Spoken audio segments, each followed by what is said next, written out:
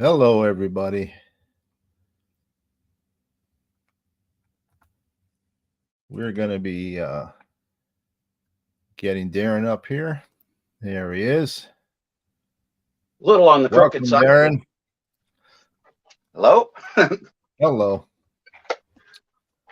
So, thank you, everybody in the Peanut Gallery that's stopping in. We appreciate it.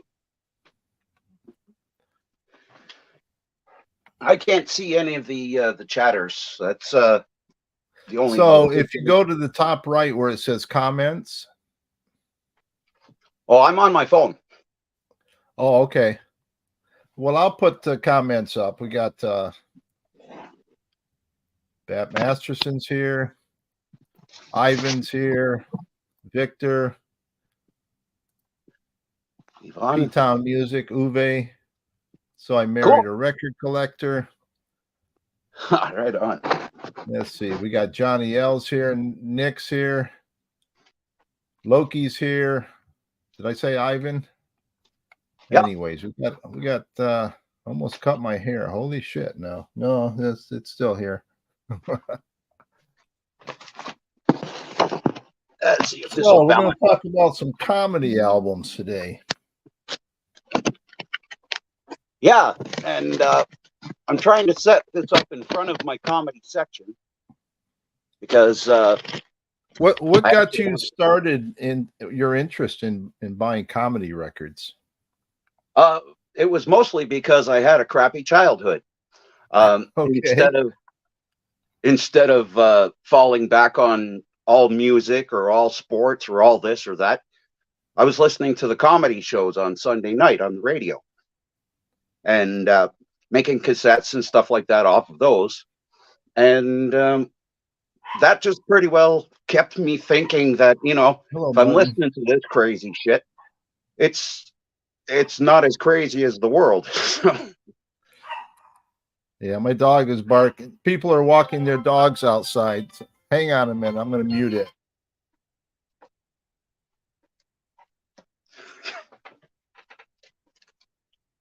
So I started collecting around that time, and pretty well ever since I've been digging for comedy records, and then got into oldies and sort of spread out from totally different genres altogether.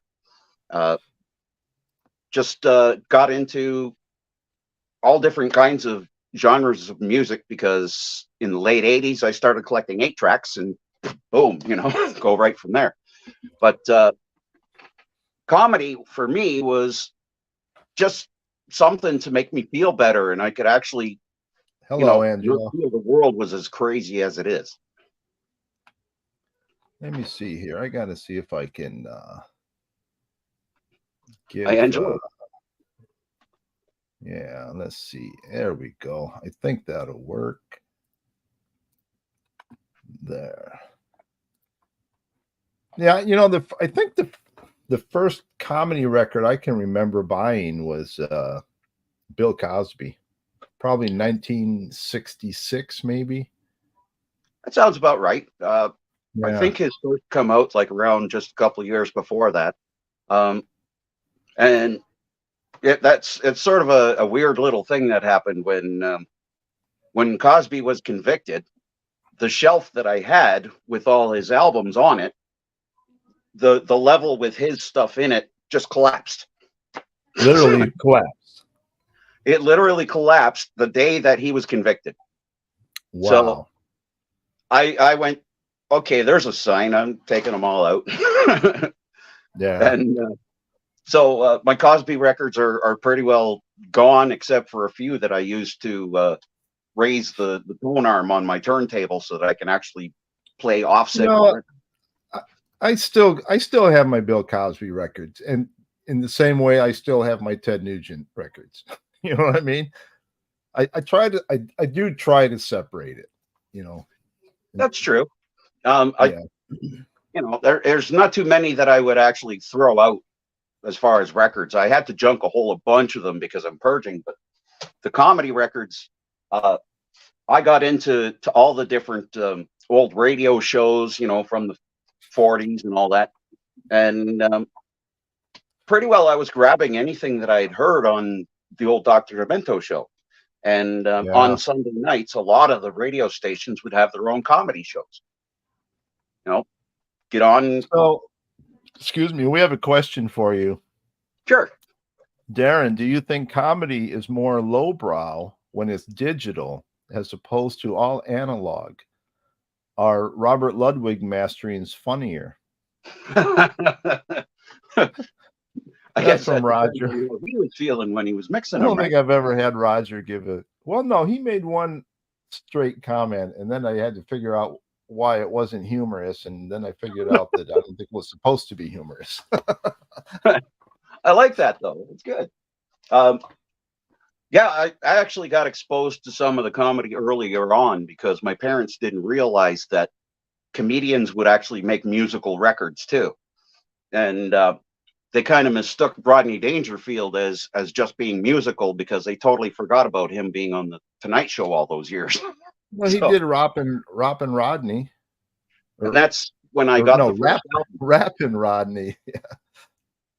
I actually picked up that record because of the song, and it was one of my first albums with Weird Al's first album. Just have to dig it out, but I do have it here. It's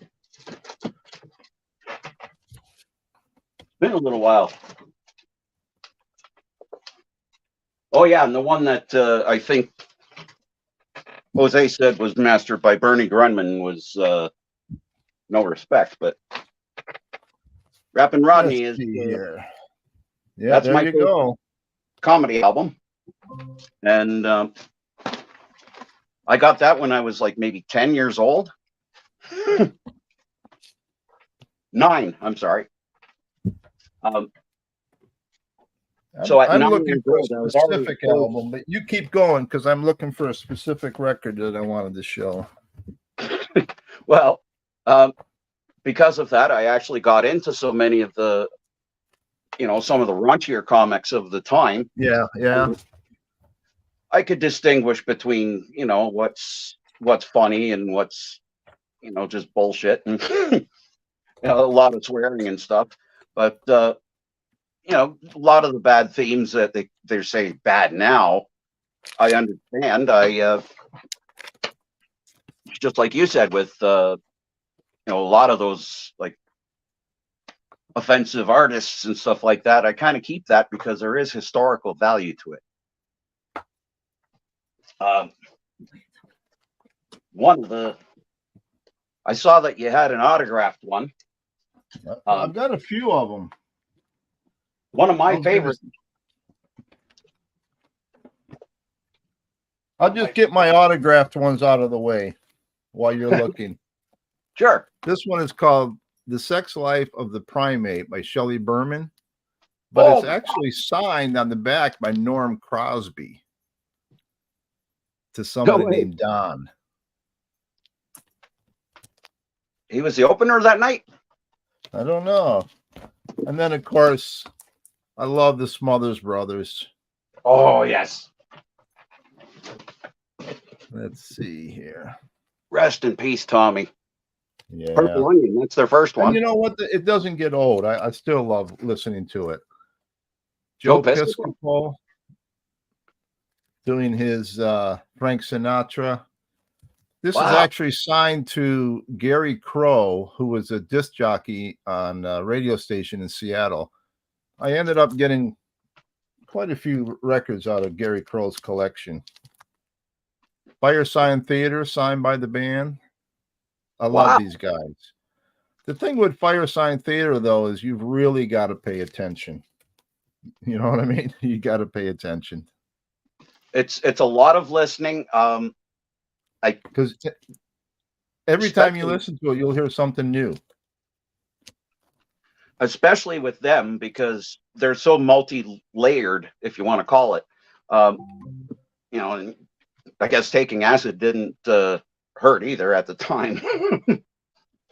Yeah, I have a bunch of the Smothers albums here. I think I showed them just when we found out Tommy had died. That's not their first one. I thought it was. same one you have. Yeah. The TV show soundtrack, if you want to call it. Yeah, I don't have that one.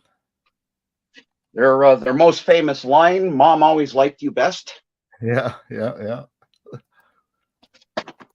Let's see. It must have been something I said. You know, there really were good musicians as well as being comedians. And they started off as folk musicians for the most part. They do a song called Six String Orchestra that they did at the Harry Chapin tribute, which is just fantastic. This is the first one of theirs that I got. It's called "Curb Your Tongue, Knave." Knave, yeah. Yes, Tommy was an expert at the yo-yo. Oh yeah. Yeah. I got to see him in Niagara Falls, and he came out and did a whole thing of Yo-Yo Man. And just because of getting into Smothers Brothers, I love their stuff early on. Also have one in the other shelves. It's called Smothers Brothers Play It Straight. And it's and there's no comedy in it? No comedy. It's just them doing straight music. Okay. I also have one called Homer and Jethro Plays Straight too. I'm a big fan of them. So do you have any All in the Family? Oh yeah. That series, they actually made a few albums. Oops, wrong one. Cool. Yeah, you know, they're worth picking up. If you see Smothers Brothers in Goodwill or something, they're worth picking up. Archie and Edith side by side, and it's just an evening of songs and fun with the Bunkers.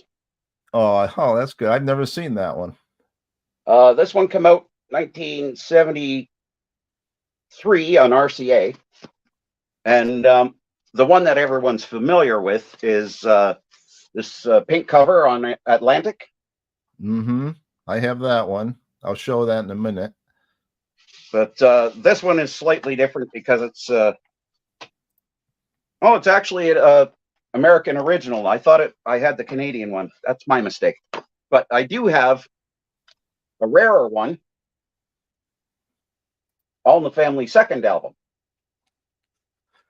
I first heard a clip off of this on the radio, and it was called The Elevator.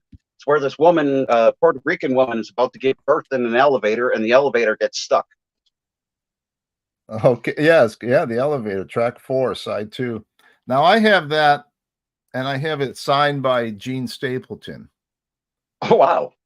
Yeah, I mailed her this record, and I mailed this one, both of them, and she signed both of them for me. Oh my God! And then I had already sent this out earlier to Rob Reiner. I should have tried to get Gene Stapleton on this one, but unfortunately I didn't. So, and actually, that first one came with this insert. And it's just little bits from the shows, right? Yeah, it's got the theme song, and then it's just got different little bits that they would do. But a nice little bio on everyone on the inside. So, like one track is called "Bacon Souffle and Women's Lib." Another one's called "Jury Duty." Okay, you know. Oh yeah, that's quite funny. There's the one here called VD Day. I think Edith gets it mixed up with Valentine's Day or the day the war ended, or one of the two. Peter Sellers. I think I've got a Peter Sellers record here. Let me see. Peter Sellers. Okay. Angelo, I'm gonna get Rob on you. You don't behave yourself. Let's see. Oh, there's we got they got the Goon Show here. Oh, nice. With Peter Sellers, I can't speak today. Spike Mulligan, Harry Sacombe, Sacombe. I don't know. Sacombe. No kidding. Okay. But I think I had another Peter Sellers as well. I know I got No, that. but I don't think Rob made a comedy album, but Michael Fremer did. You don't have that, do you? No, actually, I've seen someone has it. Jason, I think, has shown it. Child's Garden of Grass. Great album. And it's a white label promo. It's quite accurate too. It's a good album. It came out 1970, something like that. Oh, geez. You mentioned Peter Sellers. It's a Parlophone original of Songs for Swingin' Sellers. Let me make you big for that one. Songs for Swingin' Sellers, and that's him hanging off the tree. He's hanging off the tree. There's this interview that's actually on YouTube now. It's called the Parkinson interview, but this was before videotape, of course. I found a British copy of Best of Sellers, and then I found a different copy of Best of Sellers. Oh, yeah. Now that one I've seen it. I don't have it, but I've seen that one. And somewhere around here, I have the 10-inch version of this. But I think I have it out for a wash or something. That's there's another of my Fire Sign Theater. Don't crush that dwarf. Hand me the pliers. I think this is the one with Georgie. Come in, mother. Georgie Tire Biter, isn't it? Okay, yep. I remember, during COVID, I thought of that skit because someone would be calling their son out, COVID! Yeah, these guys are great. There we go. Okay. You know what's fun is when you get a couple of Fire Sign people together and they start quoting the lines. This is, this kind of says it for all of us. We are all the bozos on this bus. Yeah, you're not allowed to show that record on Patrick's stream. There's no bozos allowed. No bozos. That's right. I forgot. Since we're all into Marks and There you go. That's my favorite. That's my favorite Fire Sign right there because it's got Nick Danger. The cool detective series. Yeah, Nick Danger, Third Eye. And you know what's good about it is during the Nick Danger skit, the phone rings and he answers it, and he says, "Oh no, I'm sorry, you must have the wrong number. I spell my name Danger." Well, on another record, that guy that made the phone call is on a different record and he's ordering a pizza. Okay, he's calling Nick Danger. The little things like that really I love about him. Here's Mom's Mabley at the Playboy Club. Oh, cool. Yes. Now, Mom's is hilarious. And she wasn't that old, really, when this picture was. I think she was in her 40s at this point. Oh. She was around in the 30s and 40s. I don't have any Marx Brothers. Also got this 12-inch single from Fire Sign Theater. They actually did an album on Mercury in the 80s. No kidding. I've never seen that. The album was called Eat or Be Eaten. And it's just like 3-4 little skits that are on it. But one that got played, I think, at Comic Relief was one called The National Toilet. And it was, about this news rag that they're selling at the time. Now, do you have this one? This is called Flying Saucer Greatest Hits Volume 2. And it's Dickie Goodman, Alan Freed, Steve Allen. And it's all those break-in songs. Wow. No. I don't have that. I think there might be even something that's Beatles. Oh, we got Batman and his grandmother. Here it is. The Beatles Flying Saucer. That's why I have this. And that's all Dickie Goodman? Yeah, a lot of it. I have singles. A couple of the Buchanan and Goodman singles, as well as his solo ones. Yeah, Like I said, they were hard to get in Canada. It does look like a boot. Geez, I sound like I'm from Canada. It looks like a boot. What's this a boot? So it could very well be that they've, assembled all these singles and put them on an album. Well, it's not like Dickie Goodman's productions were top notch either. So yeah. Well, those were called novelty songs or break-in songs, where they would interview and I would say, Darren, what do you think about the dinosaurs? And then they'd have some song that mentioned, the T-Rex or something. It was supposed to be humorous, and they really didn't stand up well over time. There's one I'm looking for. Let's see. Oh, yes. There's one of my favorites. That's your question. I love this guy, Billy Connolly. No, that's somebody I'm not familiar with. If you ever watched Head of the Class in the 80s, he took over when Howard Hessman took off. Okay. I think I might have seen him on YouTube or something. Oh, probably. Scottish comedian. This is probably the best of cover. It's called The Pick of Billy Connolly.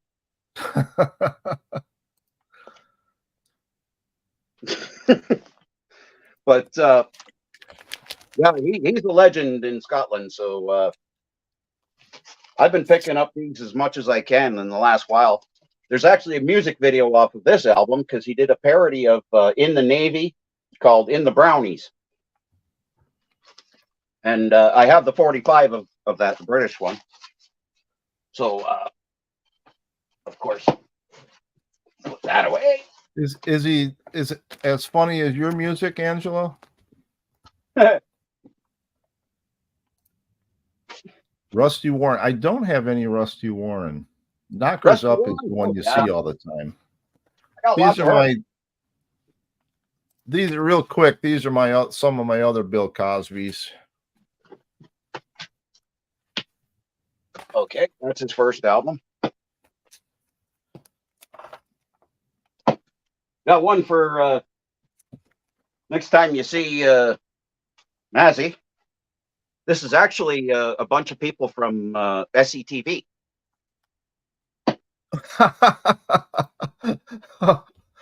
Wanker's Guide to Canada. And it actually features the Wankers family. And like you can see there's pretty well a bunch of the SCTV people. Yeah, there were some really good people that came out of there. Marty Short, Eugene Levy. I can see Eugene Levy. What's his face? Rick Moranis here. It's an oddball album, but you mentioned Rusty Warren or Ruth Wallace. Yeah. I got Ruth Wallace. I also have 78s of her, as well as a mess of 45s. Now, is she similar to Rusty Warren? They were contemporaries, but they didn't meet up. They didn't cross paths really. And Ruth Wallace kind of saw Rusty Warren as kind of dirtier, but they were about the same. A lot of innuendo, a lot of just musical and double entendre and stuff like that. But I have a whole bunch of Rusty's records. Rusty a lot of those would be signed because people would buy them at her shows, and then of course they'd wait and have her sign them. And I'm going through and pulling my doubles and triples. Songs for Sinner, Sensational. One of her last ones in the 70s, Sexplosion. Hello, Jim. Rusty Warren. I've seen that one a lot. Uh, I don't have any Albert Brooks. Bottoms Up, Band in Boston. And I think that's it for the, because the rest are doubles. Now, did you show Knockers Up? I don't have a good copy of Knockers Up. That's like the most common one. I know. And I've pretty well tossed every one of them because they were really shot. There we go. So Weird Spins, hello, and thanks for stopping by, everybody who's in the peanut gallery. Really appreciate it. Weird Spin says, I have one Ruth Wallace, and it seems to be a predecessor to Bette Midler. Oh, yeah. Chatter and working the audience. Actually, Bette Midler took a good amount of her comedy and style from Belle Barth, if that name sounds familiar. Don't know that name. W.C. Fields, the best of W.C. Fields. Where he calls down he's at a hotel and he calls down in the morning to the bartender and he says, was I in the bar last night? And the bartender says, yes, sir, you were. He said, did I spend $100 on liquor last night? He said, yes, sir, you did. He says, thank God, I thought I lost that money. Now you got Cheech and Chong with Sleeping Beauty, which is, they're I love the cover for this one.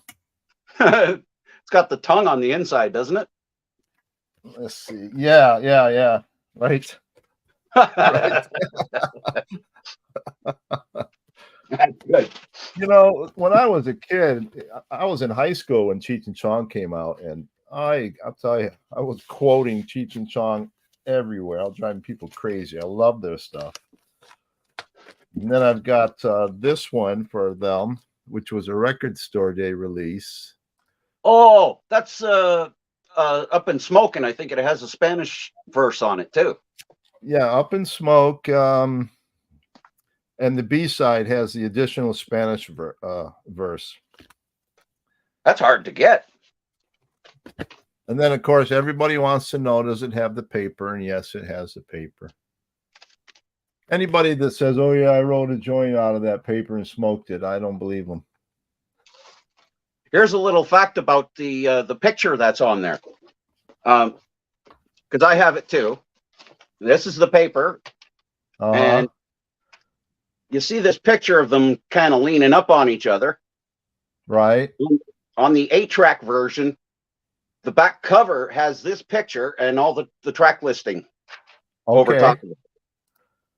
So if you ever see the Big Bamboo 8-track on Ode, take a look at the back and you'll see this picture. Sister Mary Elephant. Class.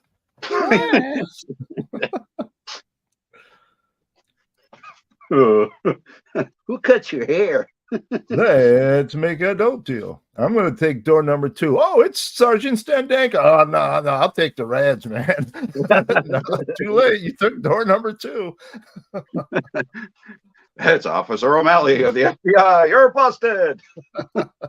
I saw them on my birthday one year. I saw them in Seattle, and it was like one of my greatest nights of my life. I said, yeah, I finally got to see Cheech and Chong. And I have 2 of them. You know all the bits, but it's still funny. And this, of course, is their best one, though, the first one. Both of them have the paper, but yeah, got that too. Yeah, cool.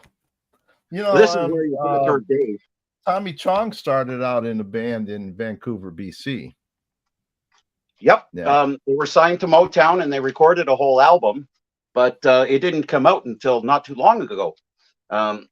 They recorded for Motown with Bobby Taylor and the Vancouvers. Yes. The big song was called Does Your Mama Know About Me? And yeah, Tommy was the guitar player on it. Sophie Tucker is another one that used to sign a lot. I have an autograph album of hers. Here's a real, possibly the first Woody Allen record. It is. On Colpix, isn't it? Yeah, Colpix. That's the one. And then I have this Woody Allen that's signed by him. That's a compilation of the first and second album. And then there's Cheech and Chong Los Cochinos, signed by Tommy Chong. Oh The thing I like about this is when you pull the record out, all the drugs are hidden inside the door panel. Stashed behind the door. Yeah. And then this one is signed by both of them. This was signed to somebody else, and I bought it. That's actually their last vinyl album. You mentioned Woody Allen. This is both of them. It's a volume 2 and volume 1. That 2 record set that you have is the compilation of both of them. Both of those. Okay. And I don't know if I showed this, but this is the signed Bill Cosby that I have. Not bad. At least back then. I've got a couple of Flip Wilsons that I haven't even opened yet. Oh, I think that might be the one that he tells a joke. I think it's called The Gardener. Um, It's at the end of one of the sides, but yeah, The Gardener, side 1. it's actually an book from the early 1900s. The devil made me buy this dress. And that's the first album on Little David, one of the first. Wasn't that his label? Yep. Then he got George Carlin on there, and it really took off. Oh, I can remember watching George Carlin on TV when he had short hair. Absolutely. Let's see. I got to look at some of these comments. Chico and the Man, originally thought to be a project for Cheech and Chong. Apparently it was. Oh shit, I'm drawing a blank.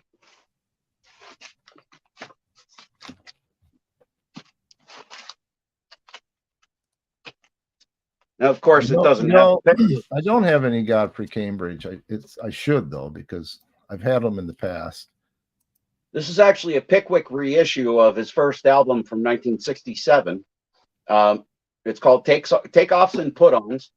The original 67 cover has like a sort of a brownish orangish cover with little pictures of him with his short hair all over it. But by the time this reissue came out, he was already famous for this the hippy dippy weatherman, man.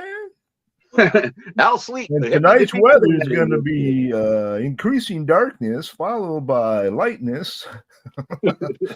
Continuing dark until morning. Got 2 copies of Class Clown because you have to. Is that got the 7 words? This is the one that has it. Yep. The 7 words you can never see on television. I don't have any Richard Pryor. It's called Toledo Window Box. Oh, I like that. I like the shirt. Well, once you see the back of the shirt, brilliant. or the back with the picture. I have Bill Hicks on CD, but no vinyl. The man was brilliant. Absolutely. I have one of Bill Hicks's albums on vinyl. Nice. This is an evening with is it Wally Londo featuring Bill Slazo. This is one of his earlier HBO specials, On the Road. Okay, that's Rod would like that. It's got the outline of the body on it. His first best of that come out, it's called Indecent Exposure, some of the best of George Carlin.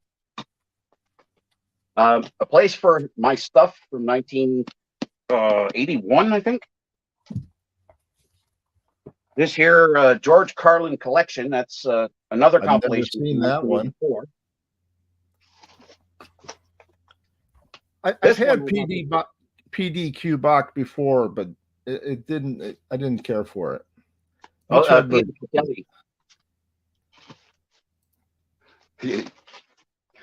There's this is the one I saw him play live, or I saw him live in Hamilton. It's called Playing with Your Head. I saw him once in concert.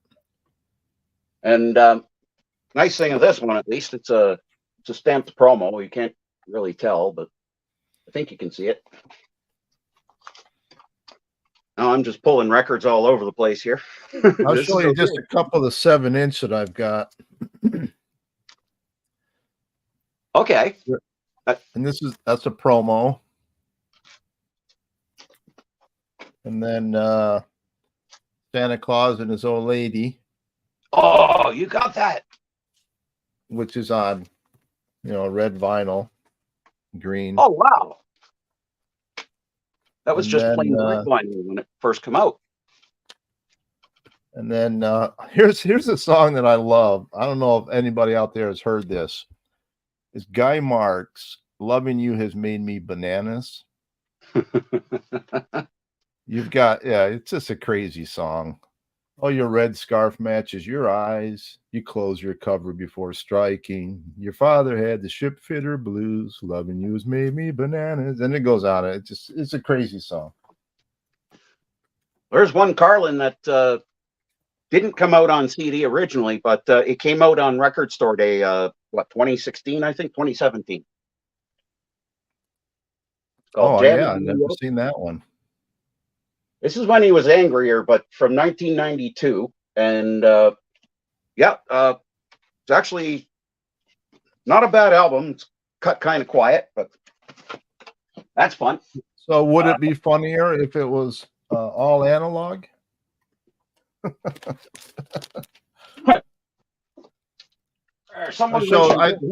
Some people have seen this if I showed it on Rachel's stream, but I mailed these out to Steve Martin and I asked him, I said, would you please sign? Well, actually, I sent this one first and I said, would you please sign both sides? Because I don't know which side I want to display. So he did. But then when I sent him this one at the same time, he signed both sides of it as well. So it's cool that you got him to sign both sides of the Brothers one, because that's half bluegrass and half comedy. Yeah, he is a great banjo player, and that was his final comedy album, really. Someone mentioned Bill Hicks. This was an RSC. Wow. This is called the Rant in E minor Variations. It's still got the shrink on it, so I don't know if it'll come across very well, but yeah, it looks good. It's actually 2 records, and it's the whole show instead of musical interludes like on the CD. So it's got a very long list because he jumps from subject to subject. Yeah, but he's right on for most of the stuff he says. He is right on. Thanks, Angelo. Between him and Carlin, they had it pretty bang on for the whole time. It's actually one that I got at an auction recently. Alfred Hitchcock, music. Oh, I like that cover. That is great. It's called Music to Be Murdered By, and his interludes in between the music is hilarious. It's dark as hell, but it's hilarious. This one is still sealed. I'm coming across stuff because it's out of order, but that one's still sealed. I don't know if I showed this one yet or not earlier, but I showed one Peter Sellers. Here's another Bill.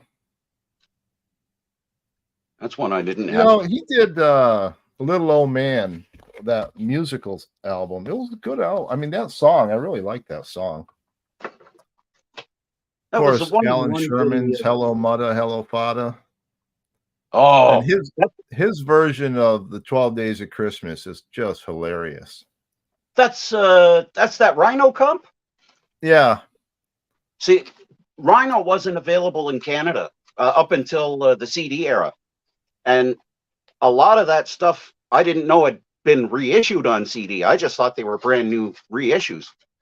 But that has a lot of the good stuff on there, because I have a handful of his records.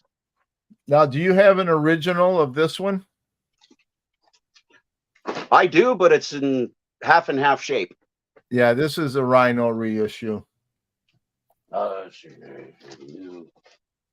thing about this one, if for the people that don't know, they released it as a single, and the B-side they played the entire song backwards, and they printed the label backwards as well. Oh, here's another Peter Sellers. I knew I had some more. There's that interview. Yeah, BBC TV Parkinson show. And then, of course, you got to have Father Guido Sarducci. Father Guido, yes. That's the People's of Space program on there. Let's see. Dave has 3 Alan Sherman albums.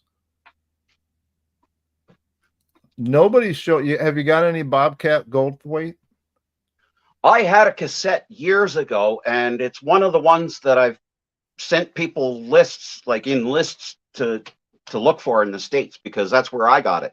It never came out in Canada, but he had an album called Meet Bob, MEAT, Bob, and the picture is him wrapped up in a what do you call it, a ground beef. Meet Bob, okay. So, did you have any Mad Magazine? There are Mad Magazine albums and the flexi disc, but I don't have any of them. I got one of the albums. Give me a second. They're pretty hard to come by. There were Mad albums. I don't have many of them. I think I might just have one. Give me a second here. And it's probably up in the sound. I'm not familiar with them. I've never been a fan of Howard Stern, so I'm not familiar with this gentleman. Richard Schimmels, Unprotected. Oh, Robert Schimmel. If you can ever find Robert Schimmel, just look him up on YouTube. He was an awesome comic in the 90s. He ended up passing away of cancer, but he's one of those ones that are still, really recalled fondly by comedians, because his stuff was hilarious too. Unprotected is one of the great albums. I think that might be the first one of his, but so were you able to find your Mad Magazine? I think I got to go into the soundtracks. I might have put it up there because it's a play. Okay. Let's see. I'll show a few more here for a minute. Sure. We've got the best of the Smothers Brothers, Golden Hits. We've got Rowan and Martin had their own TV show. They were pretty funny. I like their stuff. Yeah. A couple of Rowan Martin albums. Stephen Wright. I don't have any Stephen Wright. Sorry. I got one. Where's Mad? Interesting. Miller. Okay. Then we have another Rowan and Martin, At Work.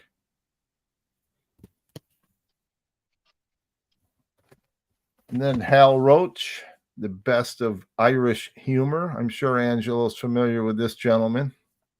And it's signed. I didn't see him. Look at this. You guys were asking, all you had to do is ask, and there it is. I do have a Richard Pryor. Is it something I said? That's a good one. From 75. He was so groundbreaking. He really was. It's amazing. And then one of my favorites is Pat Paulson, his dry sense of humor. Is that the one with the green cover? This is the one with the Pat Paulson for president. Okay. Every time he would run for president. National Lampoon Stereo Test and Demonstration Record. And it actually is it comes with a whole booklet of. I have a spare copy of that stereo system. And then one of my favorites, Martin Mull. No hits, 4 hits, 4 errors. or no hits, 4 errors, I think it's called. You know, his TV series, what was it? What was the name of his show that he had? With Fred Willard, Yeah, Fernwood Tonight. Fernwood. The best. The Tom Waits is on there one time. It's so funny. You know what's so great about that show, though? It was all improv. Was it? Yeah.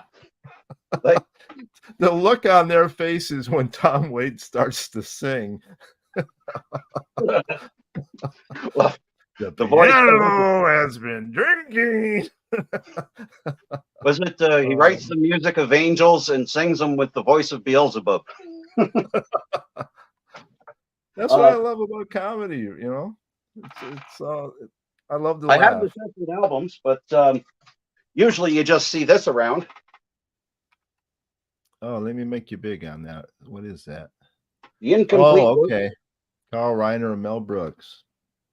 And it has actually 3 of their albums from the earlier 60s. Just give me a second. Because here they are. On Capitol, they came out first. 2001, 2000 Years, and at the Cannes Film Festival.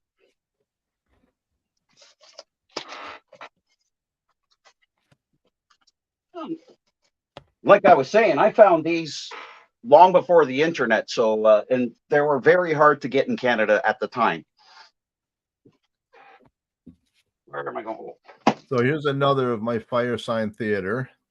Not insane or anything you want to. This and that one. This is Fire Sign Theater presents Nick Danger.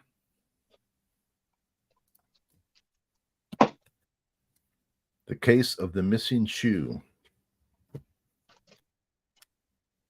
Again, you showed this one, but I love this is my favorite Fire Sign. How can you be in 2 places at once when you're not anywhere at all? Rutland Times, Eric Idle and Neil Innes. Oh man.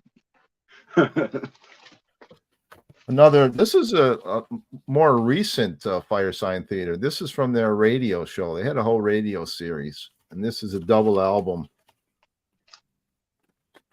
No kidding. I think I've seen it, but I've never seen it in person.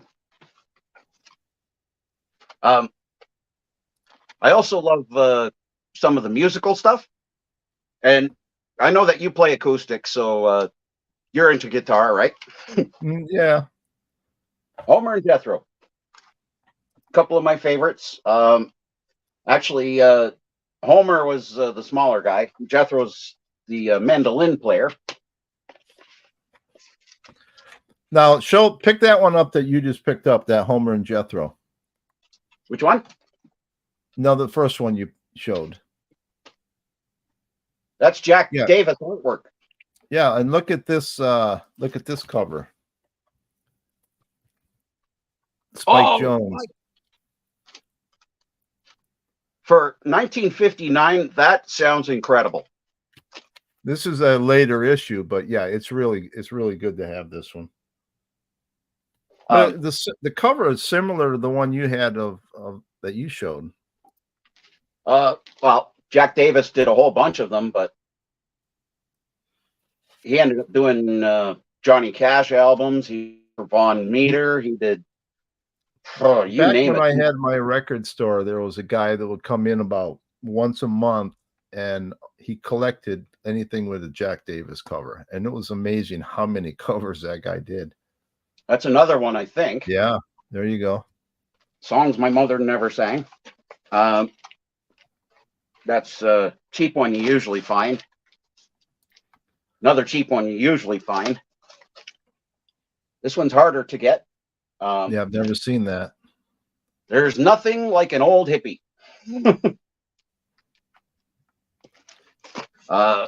Before they were on RCA, they actually recorded for King, so this is a King compilation. But this is a rare RCA compilation from 1957. It's called The Worst of Homer and Jethro. So, do you have any Lenny Bruce? Oh yeah, Yeah, I've had one of them that was on red vinyl. He's like in a cemetery, I think. that's his earlier stuff on Fantasy.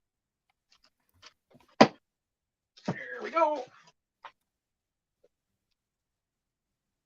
And he's up here. Oh, I have a Bonzo's. Kinky Friedman CD. Oh yeah, the Bonzo. That's a great compilation. Highly recommended. Early days of Neil Linus. Who did a Cornflakes commercial? Homer and Jethro. Oh, did they? Okay. One of the albums I flashed by, it's called Ooh, That's Corny. And that's the song that they actually used in the commercial. There. They're in the wow. same You've got bracket quite a that were in the collection of commercial. comedy albums. That's pretty well what they look like in the commercials. Let's see. Bruce. Yeah, that's the one I think I had on red vinyl right there, the cemetery. Lenny Bruce. There we go. We showed our All in the Family already, Martin. I have one signed by two signed by Gene Stapleton and one signed by Rob Reiner. Now there's this. What is that? What were you showing? That was Lenny. But I saw okay. you had Mr. Jaws.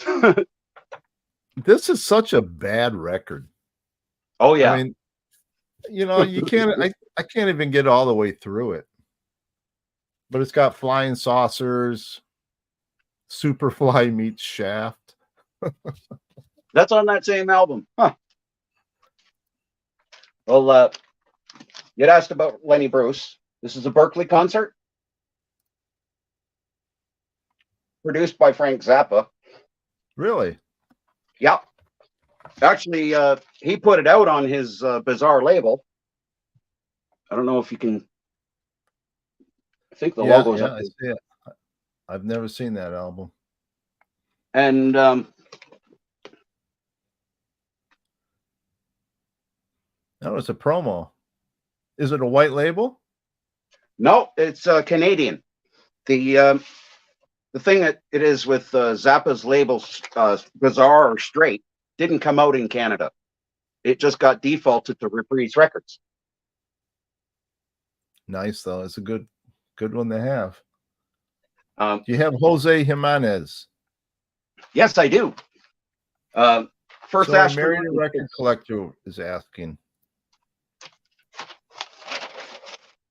And that actually, the one of him, the astronaut, it actually came out a couple times.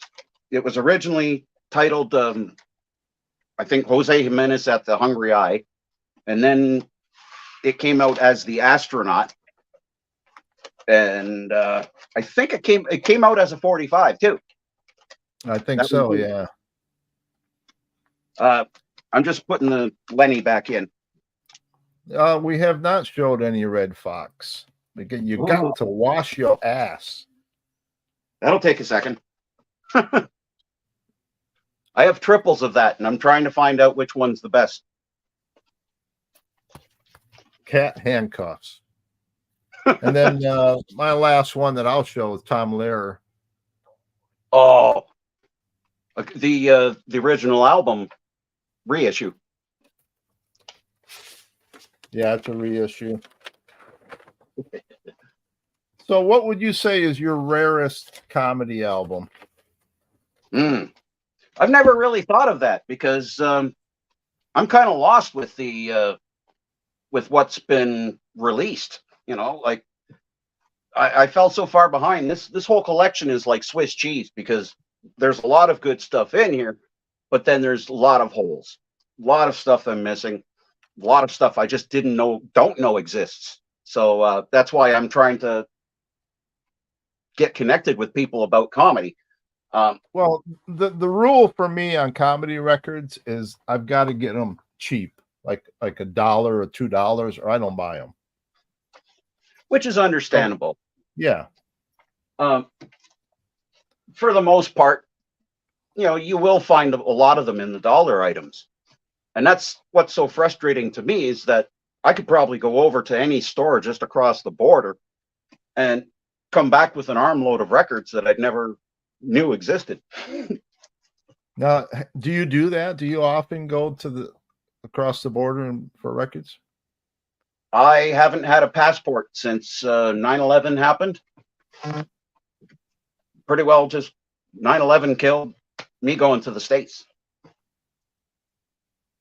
Let's see.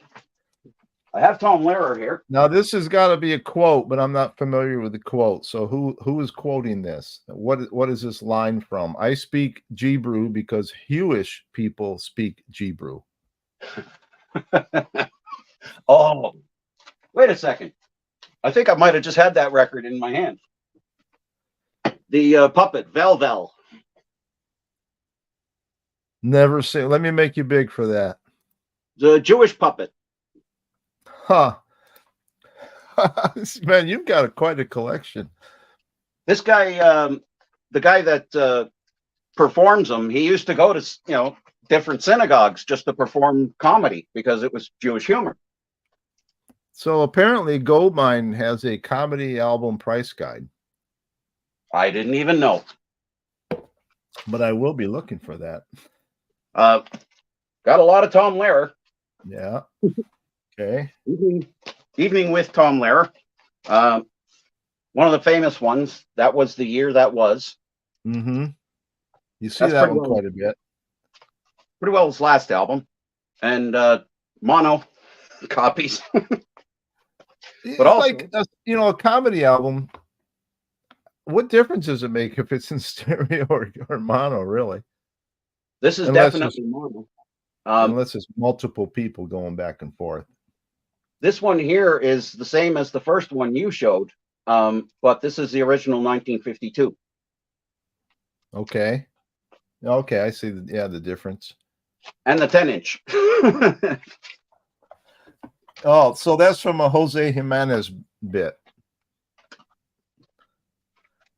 That one? The one about I speak Hebrew because Jewish people speak Hebrew. That's right. Hebrew. He came out as Santa Claus, and he was going to teach everyone how to speak Santa Claus. And he writes on the blackboard, J-O-J-O-J-O.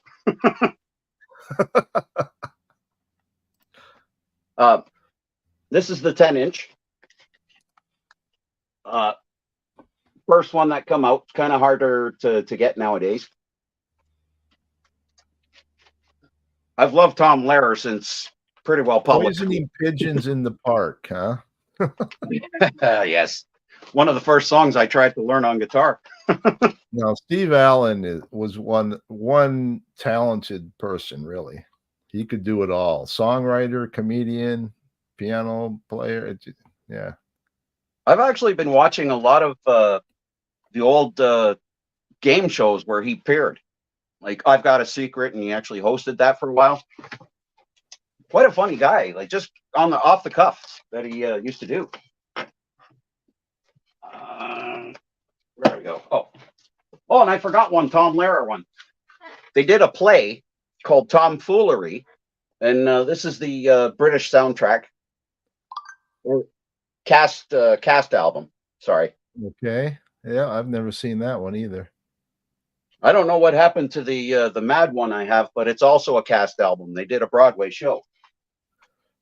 Yeah, I don't think Stefan, I don't think Alice's Restaurant would be comedy. I mean, it's humorous, but I think it's more folk.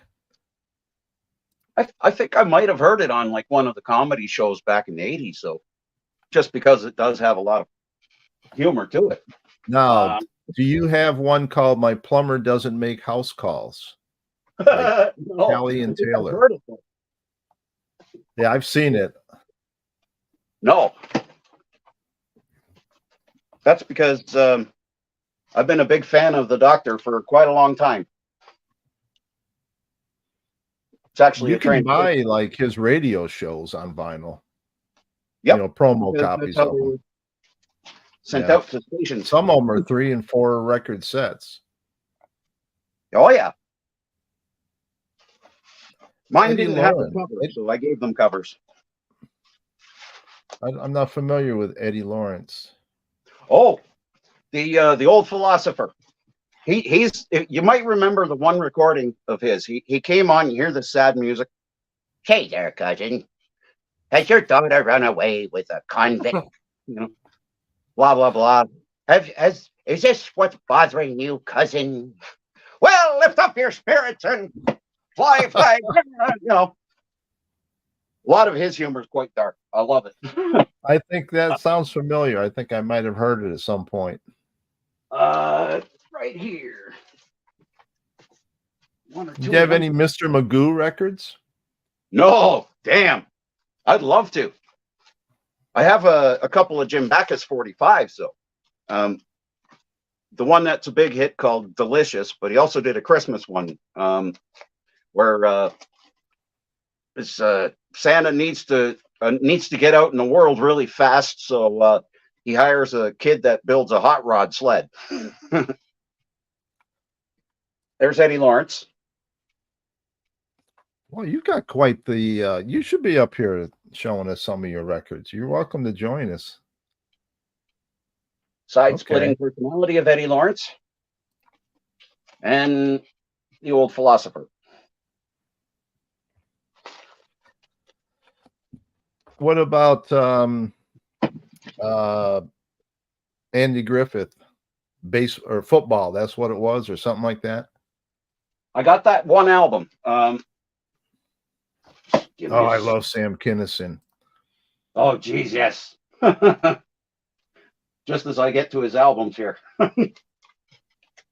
KL. He was hilarious. Jonathan Winters, too. Hard to find on vinyl, but it did come out. It was called Leader of the Band. Banned. I've got the one. I had one album of his. I don't think I have it anymore. Where he did Wild Thing on it. Yep, that's on his second album. Yeah, that one. Have You Seen Me Lately? And that's his first one, Louder Than Hell. That's probably his best. Oh yeah. But I have Leader of the Band on cassette. And that's the one where he did the Stones Under My Thumb and I think it was Highway to Hell. The second side is all covers, just songs. And he's a good singer too, surprisingly. I don't know if this would look familiar. Wow, what is that? This is called Holes and Mellow Rolls. No. Soon as I show you the picture of the guy on the inside, you'll know who it is. Okay. The actual routine called Holes and Mellow Rolls ended up being a TV show. There you go. You got it right. Someone guessed it. You know that phrase, up your nose with a rubber hose? Uh-huh. It was originally up your hole with a mellow roll. Okay. So I married a record collector. What's your name so that I can call you by your name instead of your title? John? I'm a fan of his channel. Wow, he's got a amazing collection. One of my favorites, Robert Klein. Yeah. He also did another one called Mind Over Matter. On this Mind Over Matter, John, thank you. He does an awesome skit called The Final Record Offer. He says, buy this set, we drive a truck to your house. Every song ever recorded. He's Rev Carl says that Gabe Kaplan wrote David Fry's Nixon albums. I wouldn't be surprised. Those political albums from the 60s just didn't stand up well over time. It's almost all political humor sort of dies off. It doesn't age well. Yeah. I don't really try to collect political humor, but I think this one just should remain sealed, just for the irony of it. Best of Washington humor. Yeah. Yeah. And that's a little more, it's not like the David Fry stuff. Yeah, David Fry was good at the impressions, and he just got known for Nixon. So yeah, that kind of died off quick. Same with Von Meter. He got known for Kennedy, and Kennedy got shot like just as his album got to #1. And who's the guy that I never liked him, but a lot of people did. Who was the piano player that was always drunk? Ooh, somebody in the peanut gallery, you'll know. Piano player always drunk? Yeah. What? John Valby? No. Really played like he was really disgusting. No, that was his stick though, is that he was a drunk piano. Oh yeah, Maury. Dick Van Dyke Show. This one's it's a little more modern, like Eddie Murphy, Rodney Dangerfield, Buddy Hackett. I mean, the Eddie Murphy stuff's a little more recent than what I collect. Oh yeah, Foster Brooks. Thank you, Matt. He was a drunk. Yeah. I know I got Foster Brooks here somewhere. I think he played piano, didn't he? No, but he would sing at the end of some of his shows after he straightened up, so to speak. Okay. He never drank. He never touched alcohol.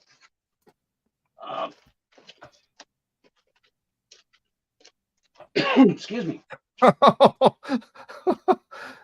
Supposedly, Lenny Bruce came on stage after JFK's assassination and said, "Poor Von Meter." No surprise there.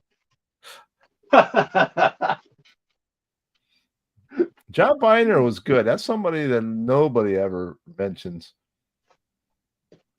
Okay, well, I can't find the... Oh, there it is. Okay, there was one of his albums I thought I was missing. This one's just called The Lovable Lush. Yeah, okay. 1973. And my favorite, because it has some stuff that wasn't on the actual TV show, Foster Brooks Roasts. And that one's signed. Yep.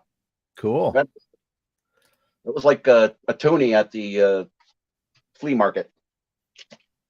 Yeah, so right here, Foster Brooks on Dean Martin's roast specials was classic. Maybe maybe I was thinking of Victor Borg. Oh, okay. Well, he wasn't. Yeah. He wasn't. Yeah, either way, I was drunk when I watched it. Peter Cook, Dudley Moore. Oh, that's a good one. This is a split album. One side has stuff from the movie High Anxiety, but the other side has stuff from all of these movies. Blazing Saddles. I have the soundtrack to Young Frankenstein. I finally picked that up last year. It's got some great quotes from the movie. And what sucks is I had a copy of that, but it was covered in mold, so I had to throw it out. Another Mel Brooks one, History of the World. Whoops, sorry. I got it in a sleeve that covering it. Has a lot of clips from the movie too. And one last Mel Brooks movie soundtrack. The Producers. Springtime for Hitler. With you couldn't, the stuff that they did, you couldn't do that today. Well, even in the 80s, Mel Brooks did a rap. It was called just the Hitler rap, To Be or Not to Be. And there's even a music video for it. You could probably still see on YouTube. Let's see here. Oh, anyone that's into space, being into science fiction, would definitely love these. Okay. Now, in England, the BBC actually aired it as a radio show first. And the writer Douglas Adams wanted to put it out as an album, and the BBC would not let him have the recordings or the rights to it. So he actually got everyone together, all the sound effects and everything, had it recreated for record. Had it re-recorded, redone for record. So this is a 2-record set, part 1, and there is a part 2. Restaurant at the end of the galaxy, or at the end of the universe. Not familiar with those at all. But if you're into Hitchhiker's Guide to the Galaxy, then that's where it comes from. Like, I'm not into sci-fi. I'm not really into sports, but if there was a funny element to it, then I'd go and grab it. Yes. JT says, favorite TV show LP I have is The Odd Couple Sings. Yep. Wow. I've never heard of it, much less seen it. I got it down here somewhere. It came out on the London Phase 4 label, of all things. They were only audiophile, usually. Let's see. Is it under Randall? Is it under Klugman? Both of them are on it. You have to hear Jack Klugman sing "You're So Vain." He doesn't sing very well. So it's The Odd Couple from the TV show, those characters. Definitely.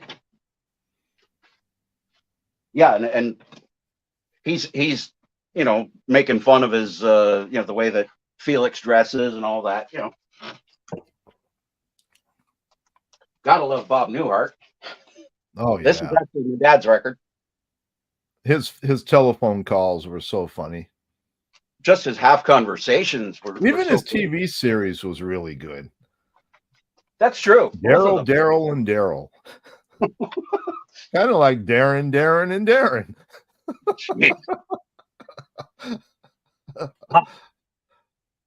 You mentioned Pat. I had to bring him up. That's the one I've got. Yeah.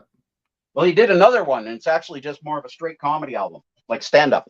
It's called Pat Paulson Live at the Ice House. Never saw that.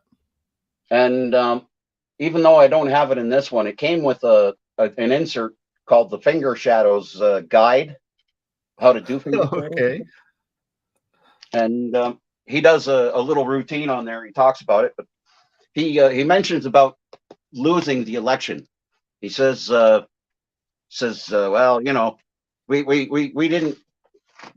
we just didn't have enough votes. Votes. That's all we need, votes. But I couldn't go into the inauguration anyway because Monday's my bowling night. Yeah, Newhart was really good. I think he's still alive, isn't he? Oh yeah, he's looking really old now. He used to be best friends with Don Rickles. They were neighbors for decades. Yeah, comedians now, you have to be careful about what they joke about anymore. It's too bad because humor is humor. You got to look at it that way. There's some fighting that because they just want to be able to do the comedy, I don't remember seeing Pat Paulson on the Monkees. I don't remember him there either.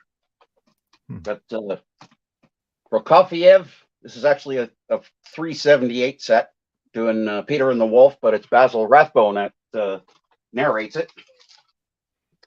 You never did find. Oh, you said their Mad Magazine records were in another room or something. I'm not sure if I had it up in the cast and soundtracks album. I went looking. That's why I disappeared for a bit. Couldn't find it. So it might have been like too trashed. I might have tossed it just because of that, but I don't think I would have because a lot of stuff that I couldn't wash at the time, I kept so that I could actually wash them. I got to plug in. You have like the Banana Splits? No, don't have that. That would be comedy, right? I think it would be. I'd like to get the Scaffold. I don't know if you heard of them. That's a British group. That's not Mike McCartney, is it? Yeah. And that's a comedy record? Well, the Scaffold were were more of a novelty group. They would do more novelties than Okay. the other stuff. I'm just moving stuff out of the way because I'm throwing stuff everywhere. I had to plug the phone in. Oh, it's a local duo, Malton and Hamilton. And it's just, whoops, sorry. As soon as I can get my angle right. It's called Take Your Love and Shove It Up Your Heart. Now, the look on their faces, I won't show their butts, but the look on their faces was because this was taken at a cemetery. And just as they were about to take a picture, a funeral started going by. So those are genuine looks on their faces. Wow. A lot of their stuff is the typical, jokes of the time and, not politically correct and all that crap. And trying to put stuff away one-handed is going to be a bitch. But any idea how many comedy albums you have? I had guessed around 400 at one point. Wow. But that doesn't include the 78s, doesn't include the singles. This one is interesting how I got it signed, because you would know how this guy is. He's came out as quite scared of germs. Oh, I know. Wait a minute. I know. Howie Mandel. Yep. Now, germaphobe. I don't know if you can see it on this balloon. Oh, yeah. He signed it, but I actually got him to sign it with my pen. He touched your pen? Yeah. Because I'd heard about the germ thing. Yeah. And it was just like within weeks of it happening. And I saw him at Massey Hall. He was in Toronto, and Massey Hall, they did Just for Laughs Festival was starting to travel. And it was the first one that they did, in Toronto. So I got to see a whole bunch of different acts that are famous now. After the show, I walked out to the side because everyone just comes off the stage and they're right on the street already. So a bunch of us went to the side to, try and get autographs. And what I had done is I brought some of those cleaner wipes with, the Lysol thing or whatever, Mm-hmm. And I asked Howie, and I said, tapped him. I said, "Excuse me, Howie, can he took a look at me, and I got psoriasis, and it was really starting to, act up." Hey, Bobby. So the look on his face, he turns around and goes, "Ugh," like this. Cool. He really is a germaphobe. It's hard, big time. But OCD. The look on his face, that disgust that he had. I pushed the pen. I pulled one of the wipes out, pushed the pen right through it, and held onto the cloth with the pen sticking out. And I said, "Could you sign my record with my pen, please?" And he's like, he gave me this look, and I said, "I know about the germ thing." And the disgusted look just melted into like this. And he just said, "Oh, thank you." Oh, and then he grabbed it and signed it. And he, when he first started out 35 years ago or whatever, I really liked him a lot. He was funny. Well, he was insane at the time, and unfortunately, he couldn't do that act for too long because he had to be all coked out to do it. Oh. Unfortunately. But then again, if you get to see some of Robin Williams' earliest stuff as a comedian, he was just all over the place because he was pretty well snorting. Have you ever watched the YouTube video of Robin Williams explaining the game of golf? No. It's absolutely hilarious. It's like and he does it with like an accent, He says, "We're gonna hit a little ball in a hole." Well, that can't be that hard. "No, we're gonna put the hole like 300 yards away." "Okay, well, how are you gonna do it?" "We're gonna hit it with a stick." Oh, the stick. How that's not. Oh, we're gonna bend the stick. it just gets more. I mean, we're not. Oh, we're gonna put stuff in the way. We're gonna put trees in the way. It's always hilarious. You got to watch it. Well, Carlin was brutal about golf. He says watching golf on TV is like watching flies fuck.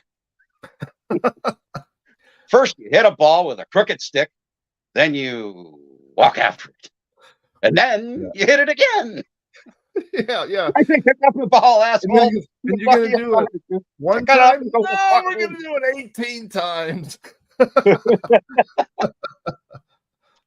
And any I didn't see. Woody Woodbury. I have a couple of his records on Stereodities label. He just tells jokes, like Who's a lot that? of bar jokes. But I also have you're talking about? Billy Carty, I think, was also on that same label. Wow, JT's got quite the collection. He's got people I've never heard of. Chris Rush, Maria Bamford. Oh, yeah. I would love to hear Live. I don't think I have any Saturday Night Live. I've got that one. 1976, they came out with stuff from the first season on record. Burns and Schreiber. Oh, yeah. The taxi driver? Yep. Yeah. And we just lost Jack Burns not too long ago. But Jack Burns used to be a comedian with, he was partnered up with George Carlin first. Thank you, Loki. So Maria Bamford is a genius. I'm not familiar. The most I remember hearing her was on, there was an NPR radio show, Wait, Don't Tell Me, I think it's called. Okay. It was like a news quiz game show thing. I'm pretty well, that's where I pretty well remember her from that. Kooky. Oh, yeah. Kooky, lend me your comb.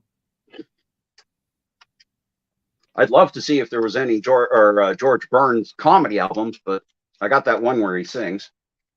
I wish I was 18 or something like that. Probably haven't seen this guy as a comedian. There's another cover by, what's his name? I forgot. Al Cap. Jack, is that Jack Davis there? Nope, it's actually Al Cap. Al Cap is the comic strip guy. Did Little Abner, or I forget which ones, but that's all his own artwork. Yeah, good. And so he was against the David hippies. Donnelly asks if the Johnny Carson album, nearly finished Casablanca Records, was that a big failure? Oh my God, they made zillions of it, and they thought it was going to sell that many, but it didn't. I've got it here. You used to see it in the cutout bins everywhere. And I actually have a cutout sealed. I'm gonna look her up there, Roger. Thanks. I got it right here. Just have to dig it out. It returned double platinum. Down here. It's in the various albums. Whoop. There's a great compilation. It's a triple album that come out on Warner Brothers in the 70s. It's called 25 Years of Recorded Comedy, I think. It's yeah, never seen it. 3 records. What label's that on? It's not one of those loss leader ones either, like where you sent the $2 in. But has Lenny Bruce, Shelley Berman, Richard Pryor, Lily Tomlin, Reiner and Brooks, Bill Dana, which is Jose Jimenez, First Family, that's Von Meter, Nicole's in May, Jonathan Winters, Gabe Kaplan, Stan Freeberg, Cheech and Chong, National Lampoon, one of my favorites, Alan Sherman, Monty Python, Firesign Theater, Marty Allen and Steve Rossi, Eddie Lawrence, the old philosophers on this, and David Fry, and excerpts from Pardon My Blooper, those Kermit Schaefer albums. Those blooper albums were good. There's a ton of them, though. Yep, because a lot of them were recreated. Kermit Schaefer was the guy that put them together, and he actually had a lot of them just written down. So he'd have actors come in and recreate some of them. So it was all bullshit. Not all. Some of them were real. There you go. That's one of them. But KTEL put out a double that ended up being an MCA album, I think, something like that.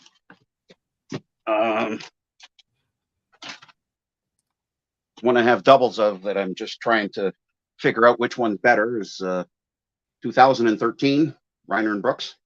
Yeah, later issue, huh? Now, that stuff, does that hold up over time? I seem to remember that it didn't sound as funny now. Oh, the 2,000-year-old man stuff? Yeah. A lot of it does. Some of it's just because he's explaining stuff from over history. So it ends up that he's, especially on this one from 73, because he was able to be a little more contemporary and not censor himself as much. And I know that one got reissued a couple times. Here's a Canadian legendary troupe, and they were mostly political, but they did stuff that wasn't. The Royal Canadian Air Farce. They had their own show on CBC for forever. Do you have any Moxie Fruvis? Yes. Matter of fact, I love that band. I have their first indie cassette, and that's one where they do an a cappella version of the Spider-Man theme. That Spider-Man. I've seen them live a few times, and they were very good, I thought. And actually, the one guy was in that group, Jian Gameshi, who went through a whole legal thing there a little while ago. Yeah, he was a big DJ there, wasn't he? He was a big interviewer. There's a show that they still do. It's called Q. They were very much like the Monkees, I thought. Very much like the Monkees, but sort of playful, but doing good harmonies. Yeah, great harmony. Yeah. Oh yeah, another good one. The album of the soundtrack of the film of Monty Python and the Holy Grail. I used to have a lot of them. I have a box set of National Lampoon on CD, but nothing really on vinyl. Well, I got a whole lot of National Lampoon here. I knew I had the Goons here somewhere.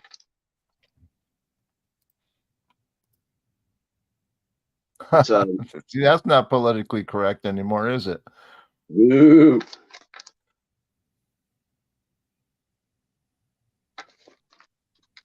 Spike Milligan's one that I wish I could find one of his albums too. I don't know where. That's F-G. Okay. You have any Phyllis Diller? Oh yeah, got a few of her albums. I think one's called Phyllis Diller Laughs. There's also where the hell did it go? It'll be up here. What about Mrs. Miller? I don't know if that's comedy or just bad music. Oh, bad music. I got the 45 of Downtown. Yeah, that was pretty bad. The Goodies. No, I don't know the Goodies. Oh, jeez. That rings a bell, too. The Goodies. I think the main guy in there was Pavlov. I can't place it.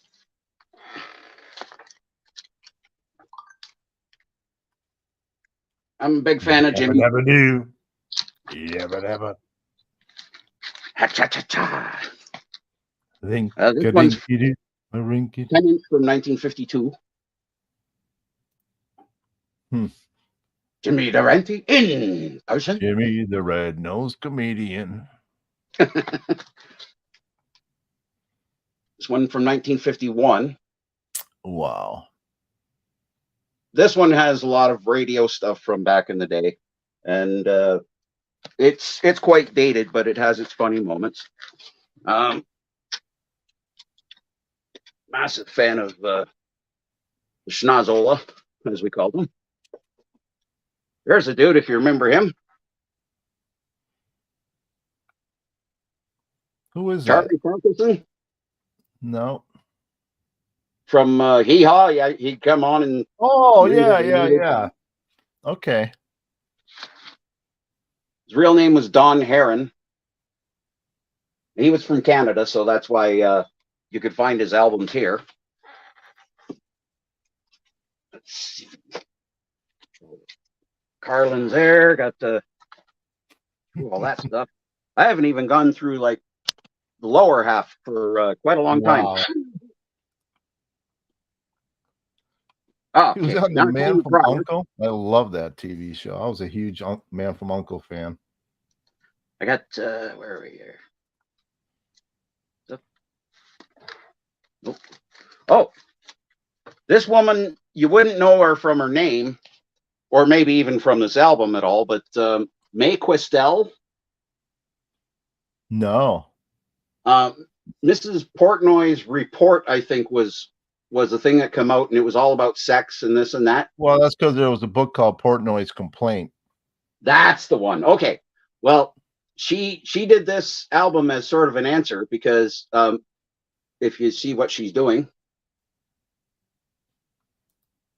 she's cutting this massive stick of meat. Salami. But she was originally the voice of Olive Oil and Betty Boop. No kidding. So as soon as you hear her voice, you recognize Dave knew it. that. Wyoming Dave knew it. There you go. She also appeared in. Oh, was that the aunt in Christmas Vacation that falls asleep? That's her. Oh no, that's the uncle. That's the aunt. Okay, I recognize her now. That was from the 60s. What is it? Rob Waxed? Chopped liver?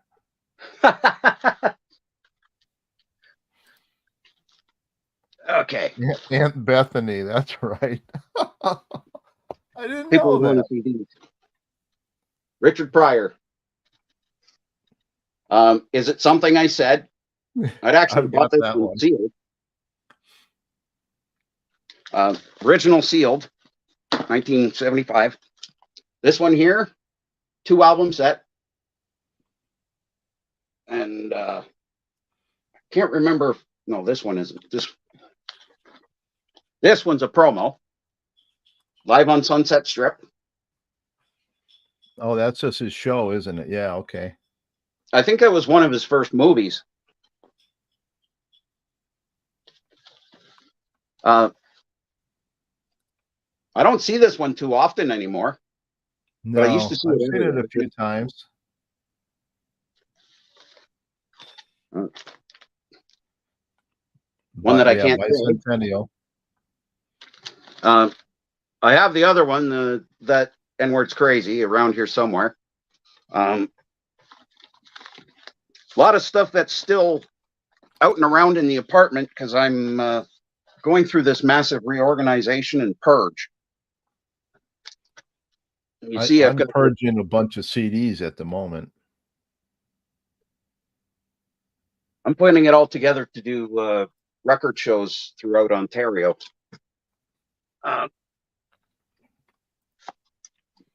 Don't want Malton and Hamilton. Oh, Canadian dirty boys, so to speak. Not too many might know them, but McLean and McLean. No. They were sort of like Canada's answer to a musical, I don't know, what would you call them, but a lot of their stuff got banned on radio and they got arrested for vulgar language. You must have Bob and Doug McKenzie. Oh, yeah. This one's called Take the O Out of Country and Suck Their Way to the Top. It's 2 different albums. Like one side is a different title. And if you notice, it's the exact same room with the same crooked light up top. And what's the title on the other side? Right there. Take the O out of country. Okay, and Shooter Jennings has an album called "Put the O Back in Country." That was Hank Williams III did a song about that too. It's not the album that I'm looking for is not here. Well, that sucks. There's one called Bitter Reality, and it's a neat cartoon cover, but one of them's missing arms, the other one's missing legs, and they're riding a bicycle built for two. TARDIS Writer says you couldn't make Blazing Saddles today because all the actors are dead. True. That's so true. They died eating the meatloaf.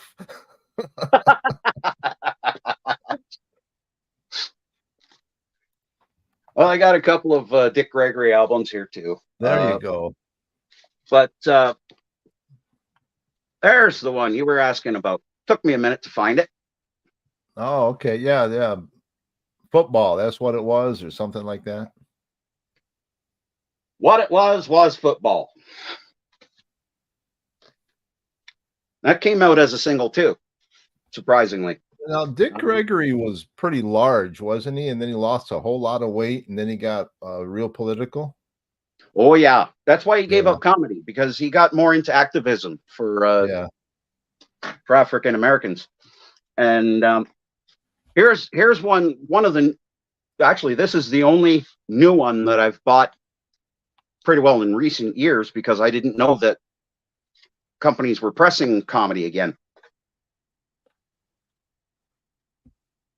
This was a Netflix special called Bumping Mics, Dave Attell with Jeff Ross. Wow, and then on vinyl, huh? And it came out as a 3 LP set. And the people that are on this thing, it's quite the list. Michelle Wolf's on here. I know that Bob Saget's on this. Gilbert Gottfried's in here somewhere. Joe Macci. A lot of newer people. Oh, yeah. And I think there's probably still copies out there. At least there should be. But that's one of those things. It was sold on CD as well. So I'm going to a comedy show at the Hollywood Bowl later this year. And it's Jerry Seinfeld, Jim Gaffigan, Nate Bargatze, and Sebastian Maniscalco, or whatever his name is, all on the same bill. Those guys are actually all pretty good. You'll have a good laugh. Yeah, that's going to be good. Jim Gaffigan's that guy. He does that dialogue with the audience kind of thing, you know. And then he whispers, like, "What is he doing? Why is he doing these jokes?" Yeah, the first 2 seasons of Marvelous Mrs. Maisel I really liked. It kind of lost me in the 3rd season. I liked that series called Mrs. Brown's Boys out of Ireland. Haven't seen that one. One of the funniest scenes is it's a guy playing a grandma character, but she tries waxing for the first time. Okay. There's a scene that it's you have to watch it just to get the laugh out of it, because it's just describing it does it no justice. But being an Irish show too, like there's some of that humor that they got a good bite to it. I've watched the Jim Gaffigan bit about Canada. It's pretty funny. Oh, yeah, you mentioned Bob and Doug. Jerry Seinfeld is like my favorite, so it's just to see him is going to be great. And the other 3 guys are all good, so it'll be a good night. It's going to be a Netflix flick special too. That's what you were looking at? Yeah. I can't stand 12 Days of Christmas. Oh my God, I hate that song. Well, Takeoff is on this too, so that's all right. Takeoff is good. There is a second album that came out. It's the soundtrack to Strange Brew, and that has a lot of dialogue and stuff from the movie, but it's in another stack that I can't reach right now. Most of the lower stuff here is all various artists, and oh yeah, there's a couple that are kind of hard to find. At least they were very difficult to get in Canada until internet days. The first comic relief from 1986. Man, it was that long ago. And like I said, back in 86, that's how much that sucker cost. 1898. But quite a good list of people on it. Mrs. Brown's Boys. I'm going to have to look for that. Make a note of that. Harder one to get on vinyl. Wow. The second one. This one, at least you can see who's on it rather easily. I can't, Bobcat. I just can't watch him. Dudley His Moore. voice drives me nuts.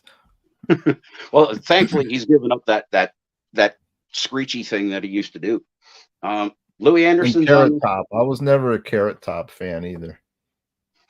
You got to be in the right mood for that. Like sort of Gallagher, but not as offensive.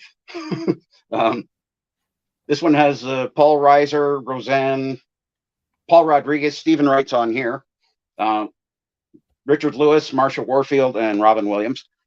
Richard Lewis was good. The only, although I don't like him on the Larry David show. The only Stephen Wright that came out on vinyl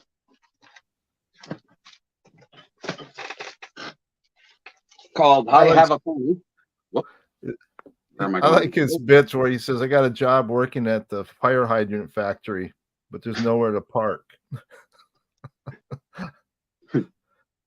It's a small world, but I wouldn't want to paint it. If you melt dry ice, can I swim without getting wet?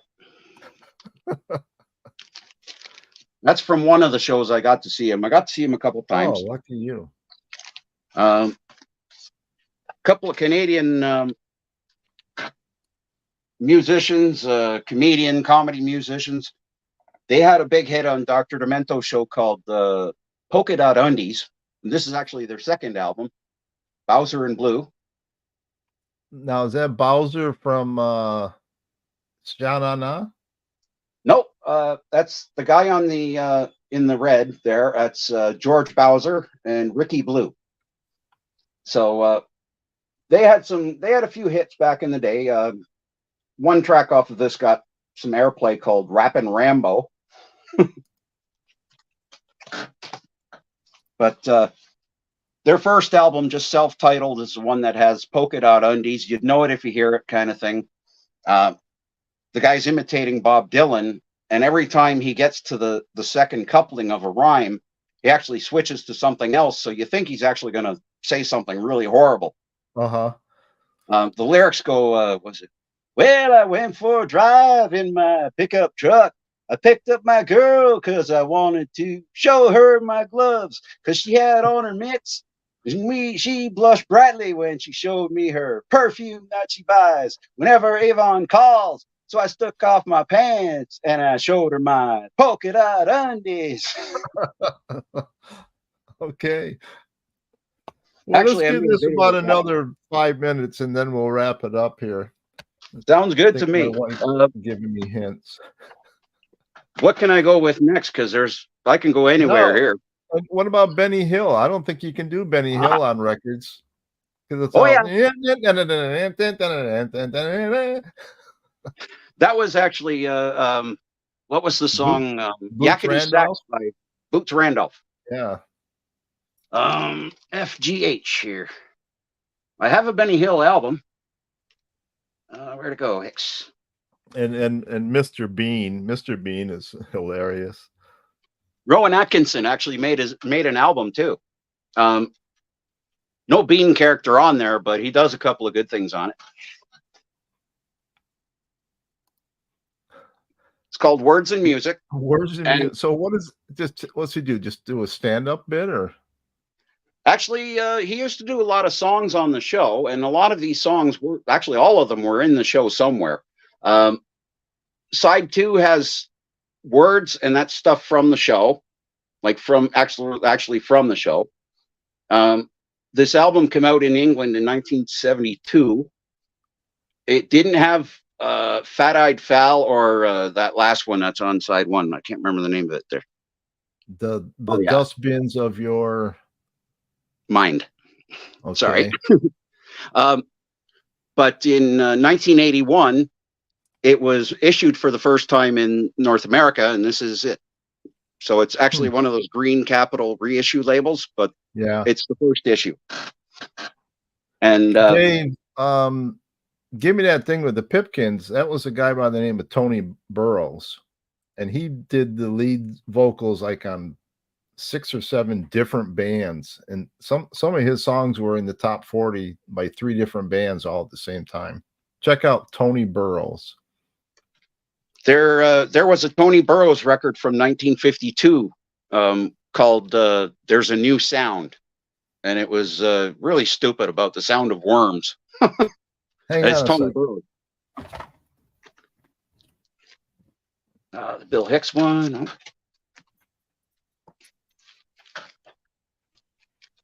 Bunch of Ray Stevens. 2 Ronnies. I love them. Out of England.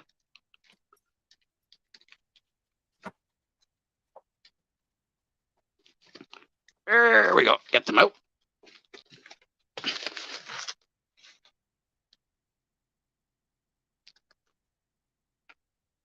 Two Ronnies, volumes 1 through 4.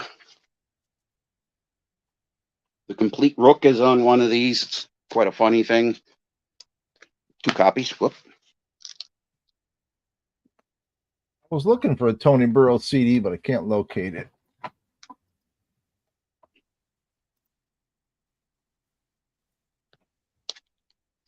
I got my fingers in Ronnie Barker's face. They also did songs on their show, and this is all songs. Do I know them from the Beatles? Didn't the Beatles do a bit with Murakami and Wise, or whatever their name was? They did with Murakami and Wise, but they didn't. I think they did like a skit or 2 with these guys.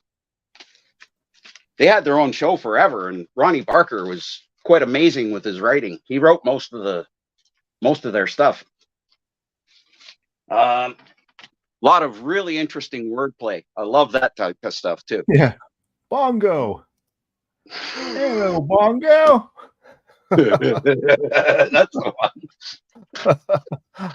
one.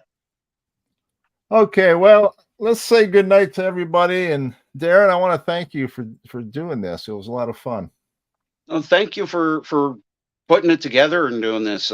This was fun. I didn't even get to the singles, so well, we'll do it again then. We'll do it a part 2.